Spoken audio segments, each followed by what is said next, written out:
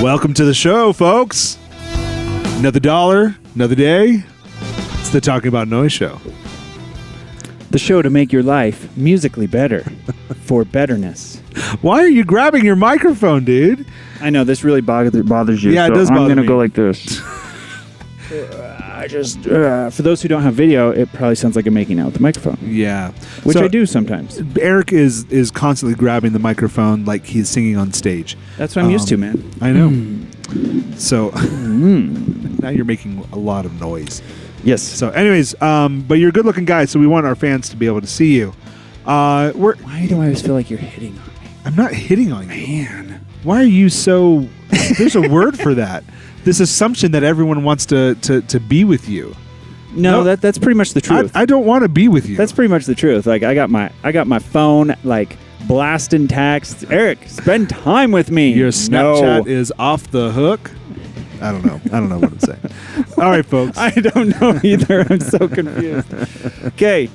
So, we're going to jump into some news, right? Because this is very important. Festivals are a great thing. You can see a lot of different bands. You know can where see we're a lot of headed things. with this, right? But yeah, you at home definitely know what's going on. This happened a few weeks ago, but we want to give you our take on the Fyre Festival.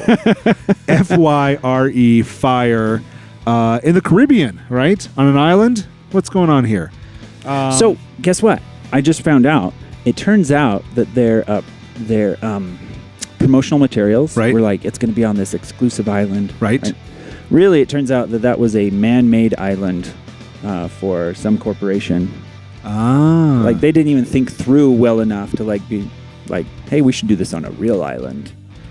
Well, man-made or not, it's still an island, right? Well, yeah, but it's so tiny. Like, it was just such a small island.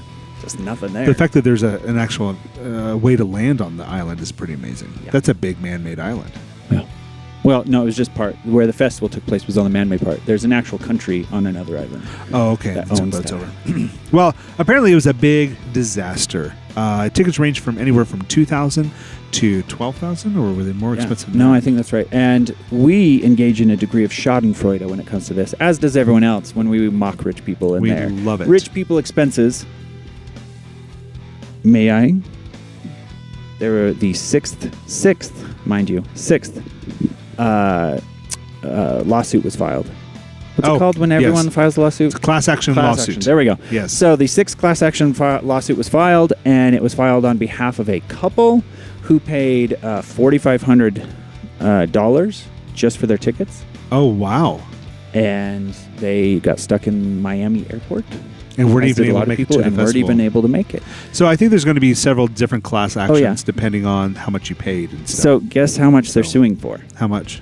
$5 million in damages. Something sounds a little weird there. Wait, that one couple or the class action itself? Just that couple is filing for $5 million. Okay, that is weird. Makes no sense. Yeah, that makes no sense at all. But the emotional trauma of buying tickets for a festival and being stuck in an airport. Stuck in an airport. It's just so heart-wrenching. Oh my gosh. We're all stuck in an airport. Right? All right. So what did you want to say about it? What do you got? Well, no, I just think it's great. I think it's hilarious, this kind of stuff. It descended in chaos. There was no real good food provided, which was one of the things that they said they were going to do, is very custom, very, very beautiful, amazing food. They said they were going to have custom cabanas for people, but they were dash relief tents from a previous experience. And people were stealing water. People were stealing food.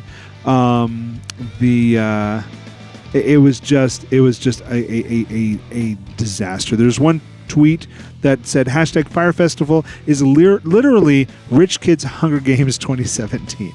We need cameras on the ground ASAP. So yeah, just having. Except without the killing, I presume. Fortunately, that would doesn't be seem like there's a lot of killing. Yeah. So can you imagine, like, Twitter brawl 2017 and so I guess that would have led to more lawsuits and criminal punishment. So it just goes to say, I mean, you get what you pay for. You do. In what way is this when you get what you pay for? When you get, well, I mean, the Caribbean is always a crapshoot. You never know what you're gonna get when you get there. You could get a monsoon. You could get a tornado, or what is a hurricane? Right? You get a hurricane. I went to the beach one time in St. Thomas, and these people just wanted to braid my hair. They wouldn't leave me alone. They're like, I braid your hair. I have $15. I braid your hair. Sure. Well, you get what you pay for. Even when my hair was braided, they kept wanting to braid my hair. I got it braided 20 times. Oh, my goodness. You never know what you're going to get. So next day it was necklaces. you buy a necklace, $15. Oh, it's shells. That looks awesome. So from what I can tell, there was not a single performance of anyone performing anything. No, because there wasn't even a real stage. So they didn't even have a real stage. Okay, so what I'm reading too, Ja Rule. Remember Ja Rule? He's listed as an actual promoter, like with Billy McFarland on this thing. Right. But he's denying it to his grave. Like, I was never a promoter. Never involved. They just paid me money to like do social media. I was never involved in this. And in the lawsuits, they're listing him as a promoter. So he's actively trying to like get out of this, and he's stuck. I mean, there's only one thing to say: you get what you pay for. You know? I don't even know what this means now. I mean, if you're hiring Ja Rule to help do promo, I guess he's going to jump ship as soon as things get back. Yeah, which he should do. He wasn't in charge of any of this. He might have been. Maybe he was in the back room. You think he was? He could have been in the back room. Maybe Dude, he was. From what I can tell, there were no rooms. He was talking to Billy behind a tent, and they were like, "Hey, you got this festival?" And he's like, "I got it, man. I got it, man. All right, cool. I'll promote it. Yeah, I'll promote it too." And that was it. That was the extent of the conversation. Then he walked over and was like, "You guys got food?" Yeah. Cool. Yeah. That was it. That'll be crazy. Anyway, I guess lesson learned. Right. I'm going to start a production company where we put on fancy festivals. Nice. Here in our backyard. It'll be great. Yeah, we might as well. It's a better location. Actually, I could right over here. You could totally do we could call it the Lollipop Festival. The Lollipop Festival. And we give out lollipops to everyone. That's our shtick. Yeah. And it's laced with LSD. Well, okay. How about marijuana? That would be a little bit easier. Just edibles. No, okay. No. I guess. You kind of got to ratchet up the anticipation. I don't think the laws here in Utah are going to catch up with nobody cares about marijuana. They're like, oh, I can just go buy that at the street corner. Like, I don't care. I think a ton of people care about marijuana. No. If you laced it with LSD, that is marketing. No, that's hot. And everyone's like, you go to the Lollipop Festival. Well, I'll tell you what. You're going to start lacing these things with LSD. I'm going to give Ja Rule a call, and we'll get this thing going right. Okay? Ja Rule has got our back. We'll make sure we get this thing going the right way. The Lollipop Festival is going to be hot. All right. Oh, I can't wait. Okay, all right, I'm going to give you a list. Okay? Give me a list. Okay, 8 albums out today that you should be listening to. Okay? What? Yes. Hit me. Paramore, After Laughter. Paramore, After Laughter. They've got a new album. Nice. And I want to say it's pretty freaking sweet. Is it good? I really like it. I'll have to go listen to it. They're really good. Okay. The Bob's Burgers music album. Oh. You need to do this. Have you listened to like the music that they do on that? On the show? Yeah. So it's pretty hilarious. Let me just read this to you. The Bob's Burgers music album features 107 songs from the first 107 episodes of Fox animated comedy, along with 5 cover versions of songs from the show. In addition to the main cast, Aziz Ansari, Sarah Silverman, Kevin Kline, Bill Hader, Zach Galifianakis, Fred something. I don't know how to pronounce that. They all contribute.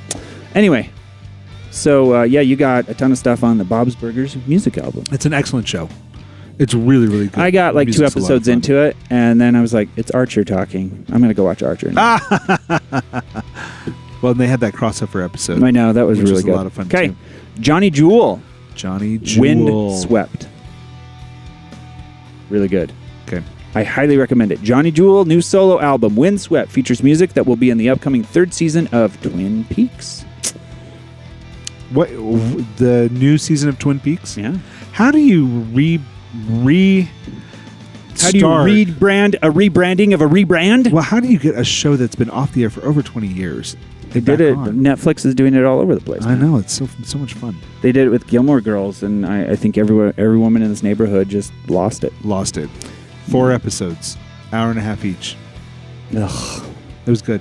I could, seriously, they talk so much. I can only handle so much talking. Oh, really? My mind shuts off during that show. I kid you not. Well, and they will start talking, and then all I see is the mouth moving, and I'm just like, what is happening? I've hit my limit. I've got nothing left. Gotcha. Okay, Nick Murphy, Missing Link. Nick Murphy's new EP is his first under his own name. The 5-track effort includes what was his name the before? single Your Time, which is produced by Kayatranda. I don't know. Anyway. So what was Nick Murphy's name before? Formerly Chet Faker. What? Okay. Anyway, this one I really enjoyed. You liked it? It was really good. Even though it's an EP, a little bit shorter. Well, I like EPs. Didn't matter? I don't care. I like EPs too. Oh, I don't care. Anyway, those are a few of the new stuff out that's like, I highly recommend right now. Right. Ding, ding, ding. Moving on, Art. What do you got? Gene Simmons is talking to people, and he's doing interviews, and he's saying the number one reason why music in the 60s and 70s is better than today.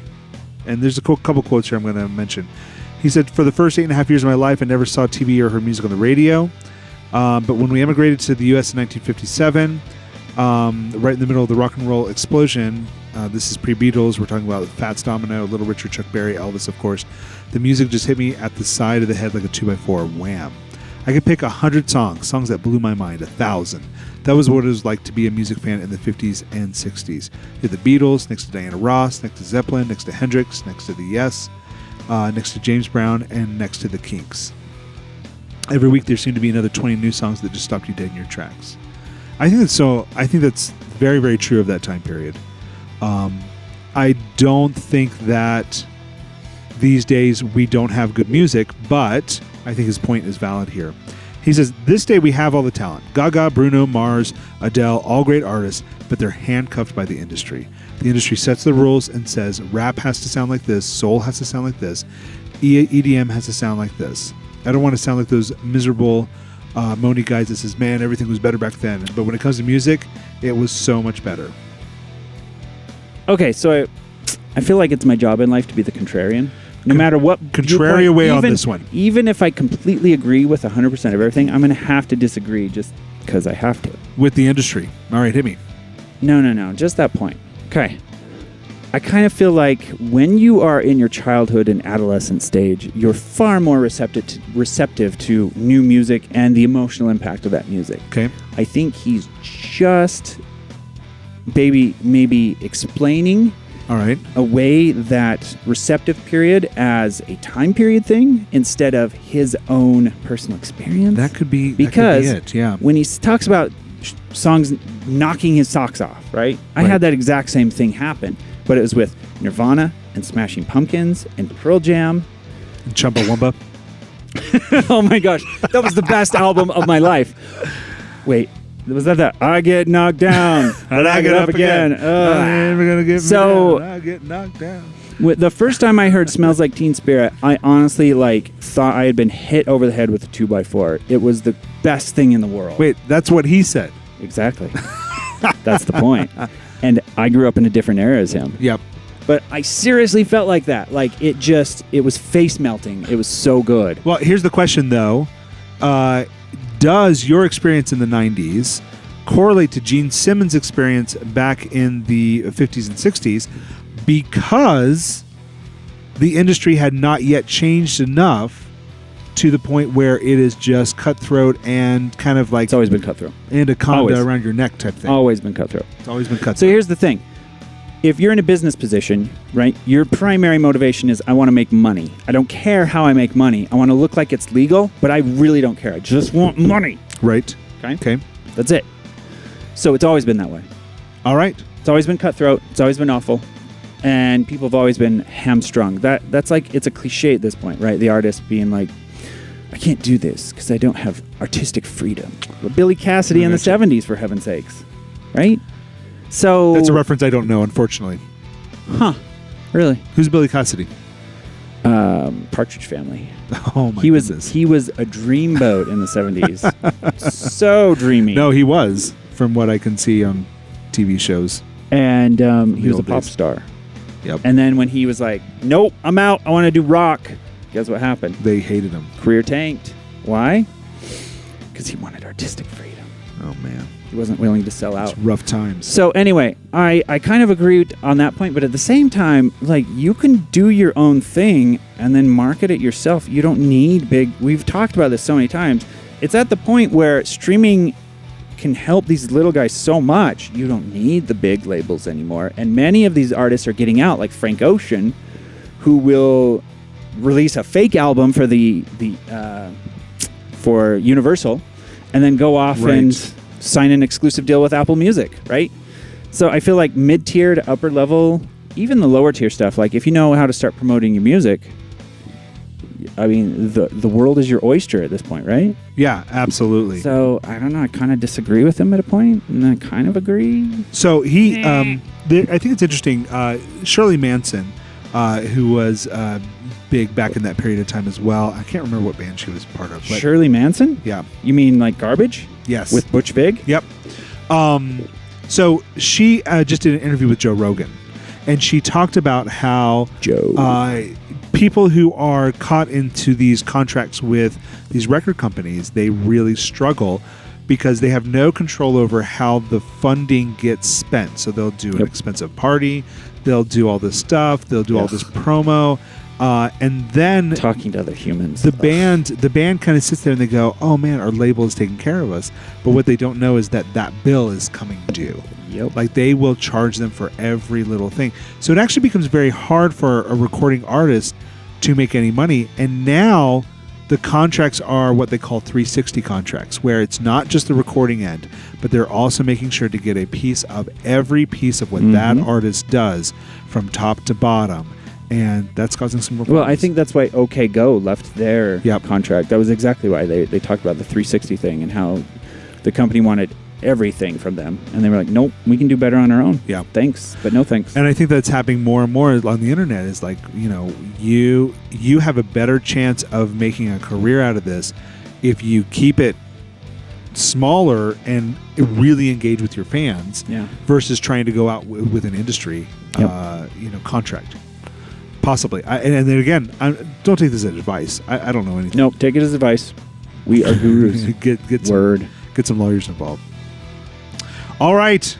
Last thing I want to bring up today. Okay. Green Day. It sounds like they are in the studio recording again. A new album. Yeah. Oh my goodness. They just released an album. I have to say, like 3 months ago. I know. I have to say, American Idiot.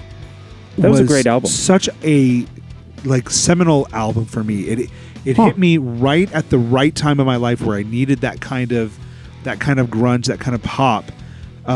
Punk in my life. It's pop punk. Yeah, you can say that.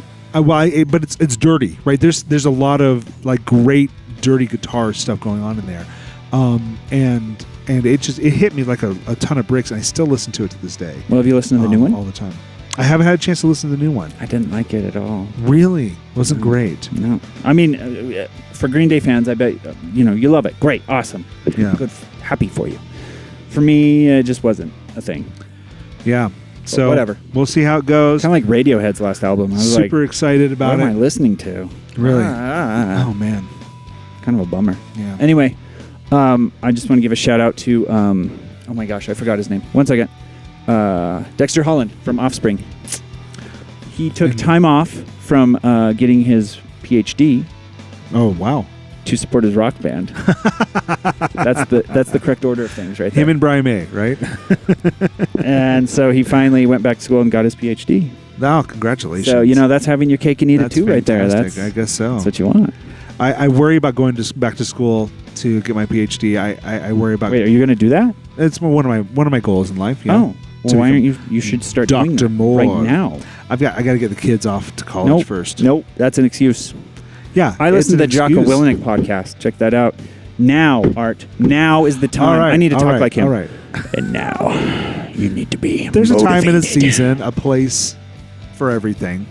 Now's not the time to finish up my PhD. Nope. But see, now, album time. Now I'm hardcore.